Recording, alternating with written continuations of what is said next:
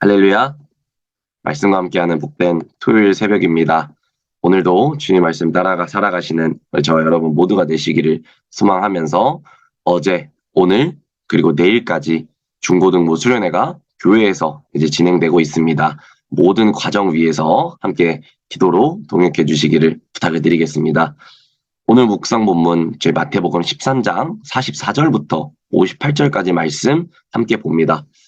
참 비유가 많았던 마태복음 13장 중 오늘 본문에서는 다시 하늘나라, 이 천국에 대한 세 가지 비유가 이어집니다. 이 비유는 제자들을 위해 주신 비유로서 53절에서 그 비유를 마무리하시는데요. 53절 이후 예수님께서는 고향 회당에서도 가르침을 이어가시지만 그곳에서는 오히려 배척을 당한다는 내용까지가 오늘의 본문인 마태복음 13장이 되겠습니다. 이 오늘 본문은 크게 두 가지 단락으로 나눌 수 있는데요.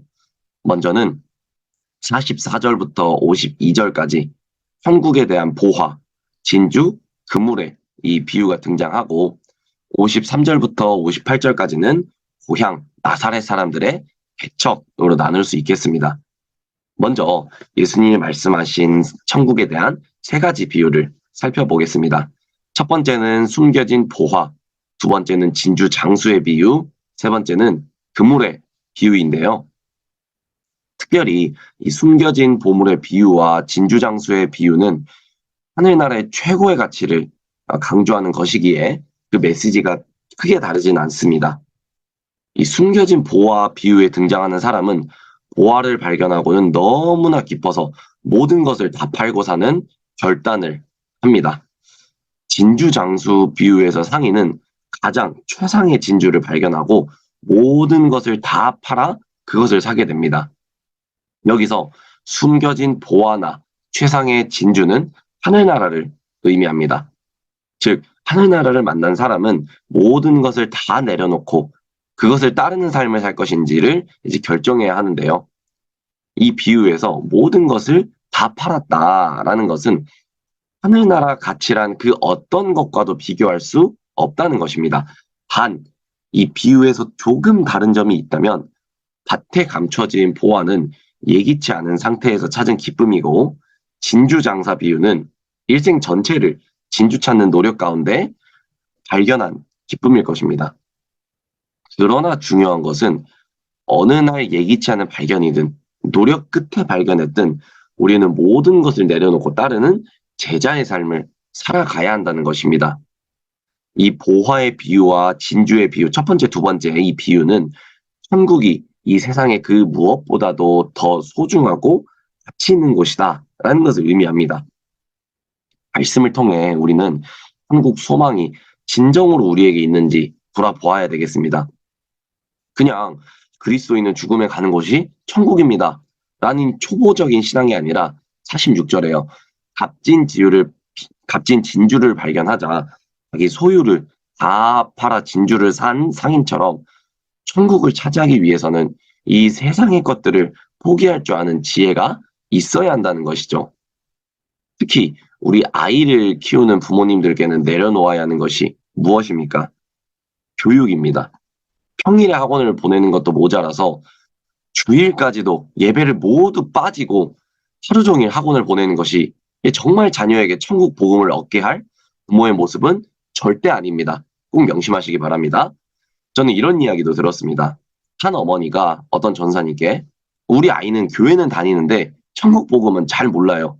그러니 전사님께서 잘 설명해 주세요. 라고 해서 그 전사님이 이 아이를 만났다고 합니다. 그러니까 이 아이는 교회를 다니기는커녕 매 주일마다 시간 토막토막 잘라가지고 학원 다니기 바빴다는 거예요. 그럼 어머니가 주일 예배를 드렸다고 하지 않았습니까? 너 주일 예배는 어떻게 드렸니? 하니까 그 어머니가 학원 가기 전에 담임 목사님을 찾아가서 우리 아이를 위해서 잠깐만 기도해달라고, 잠깐만 1분만 기도해달라고 이것으로 주일 예배를 드렸다는 거예요. 이게 맞습니까?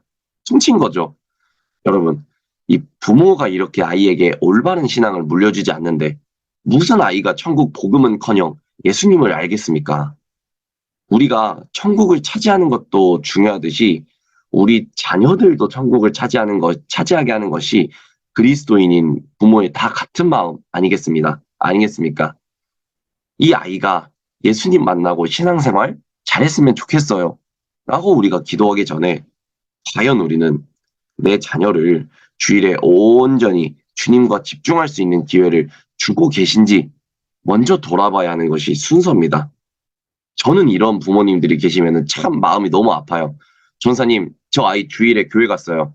저희 아이 주일에 어디 예배 드리러 갔어요. 이렇게 말하는 것이 아니라, 전사님, 저 아이 시험이 있어서 교회 빠지고 어디 갔어요. 그러니까, 기도 빼주세요. 뭐, 헌금 빼주세요. 이렇게 얘기하는 걸 들으면 너무나도 마음이 아파요. 이 결과가 뻔하기 때문이죠. 내 것을 내려놓지 못하는데 무슨 이 아이가 천국을 얻고 신앙을 얻겠습니까? 천국은 우리가 그냥 신앙생활 한다고 얻어지는 것이 아닙니다. 정말로 끊임없이 하나님을 찾고 구하며 내 소중한 것을 내려놓을 때에야만 얻을 수가 있습니다. 우리 모두도 또 우리 자녀들도 천국을 차지하기 위해서 진정으로 몸부림칠 수 있는 저와 여러분 모두가 되기를 소망합니다. 그리고 47절 이어지는 비유에는 그물 비유입니다. 이 세 번째 비유는 그물 비유였죠. 특별히 이 비유에는 제자들 상당수가 어부였다는 부분에서 이 제자들의 이목을 끌었을 것입니다.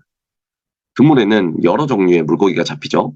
그러나 어부는 그 중에서 상품으로만 쓸만한 것을 골라내고 그렇지 못한 것은 내다 버립니다. 그물이 온갖 종류의 물고기를 낚듯이 천국 메시지도 온갖 종류의 사람들에게 전파됩니다.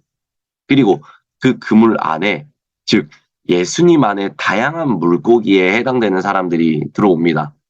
그리고 그 가운데 여러 다양한 반응이 나오는데요. 결국 그 중에 참 제자와 거짓 제자가 섞여 있는다는 것입니다. 그러나 중요한 것은 마지막에 하나님께서 이 둘 중 참 제자와 거짓 제자 중 악인과 의인을 가려낸다는 사실입니다.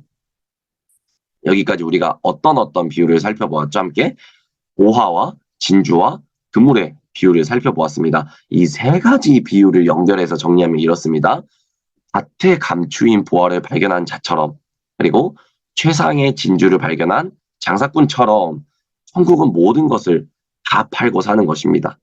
즉 예수 그리스도를 통해 발견한 하나님 나라는 이전의 죄된 삶, 하나님 나라가 아닌 나의 나라의 삶을 정리하고 온전히 따르는 제자의 삶을 사는 자들만이 그곳에 속할 수 있는 것입니다. 당시 예수님을 따르는 수많은 무리들이 있었습니다. 마침 그물 안으로 들어온 많은 물고기 같은 모습들이었을 것입니다. 하지만 중요한 것은 예수님 안에 하나님 나라의 가치를, 참 가치를 발견하고 내 모든 것을 내려놓고 그분을 내 삶의 주인으로 삼고 그분을 따르는 인생을 사는 자만이 하나님 나라에 속한 백성인 것입니다. 다음 51절에서 예수님은 제자들에게 13장에서 말씀하신 지금까지의 천국 비유를 제자들이 깨달았는지 이제 물으십니다. 그리고 제자들은 그러하오이다 라고 대답하죠. 그러자 예수님은 천국의 제자된 서기관이라는 말씀을 하시는데요. 이것은 비유의 오묘한 점을, 그리고 미묘한 점을 간파하고 모호한 점을 이해하고 정통한 사람을 묘사합니다. 즉 천국의 제자된 서기관이란 비유를 통해 밝혀진 대로 천국의 본질에 대해 교육을 받은 서기관을 의미하는 것인데요. 이것은 불신앙으로 인해 천국에 대해 무지했던 당시 서기관들과 대두되는 인물들입니다.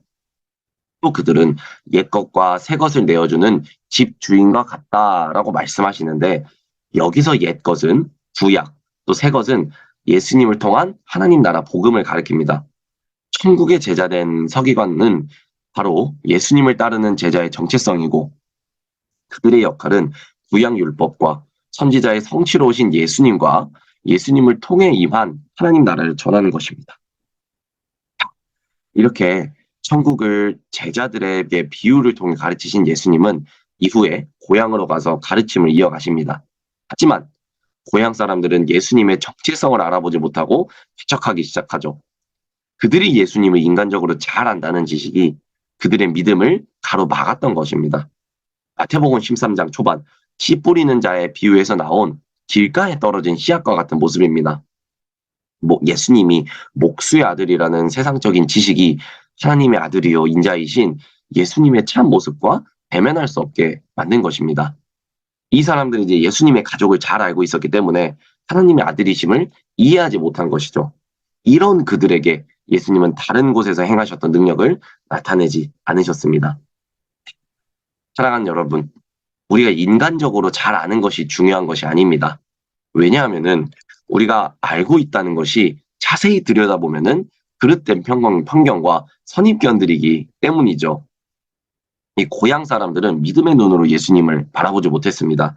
그냥 고향 사람으로 이웃집 아들로 예수님을 여겼기 때문에 믿지 못했죠.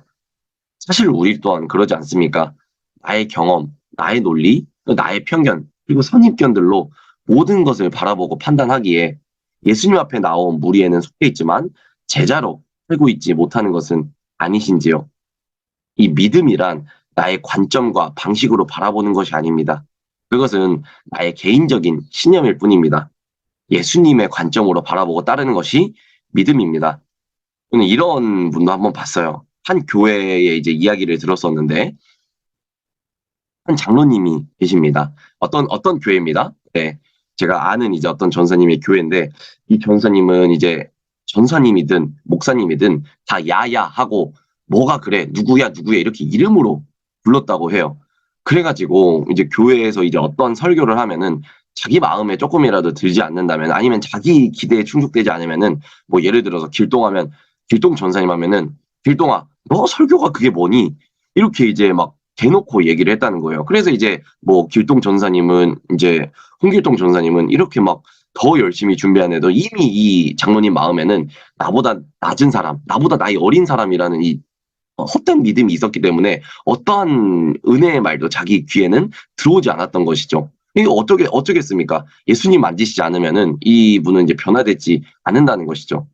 이 세상적으로는 흔하고 가치 없는 돌덩이처럼 보이는 게 이제 믿음이라 할지라도 하나님 나라 관점, 이 예수님 관점으로 바라볼 때에 내 모든 것을 내려놓고 따라갈 보물로 여기는 것, 그것이 바로 믿음의 안목인 것입니다. 그러니 특별히 우리가 믿음의 또 지경을 넓히기 위해서는 우리 담당 교육자들에게 정말로 충성하는 삶을 보여줘야 되겠습니다. 내가 느끼기에는 정말 부족할 수도 있어요. 내가 느끼기에는 정말로 더 노력해야 되는 분으로 보일 수 있지만 내가 정말로 순종하는 믿음을 우리 목사님, 전사님에게 보일 때에 그럴 때에 하나님께서 우리의 그 복된 믿음을 우리에게 허락해 주신다는 것이죠.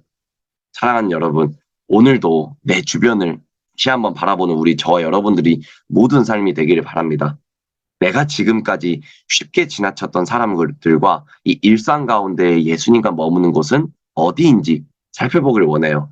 그리고 그곳 가운데, 그 관계 가운데 예수님을 따르기로 결정하는 참된 제자로 살아가기를 간절히 기도합니다. 주님 다스리시는 천국보다 더 사모하는 것을 우리 마음속에 두지 맙시다.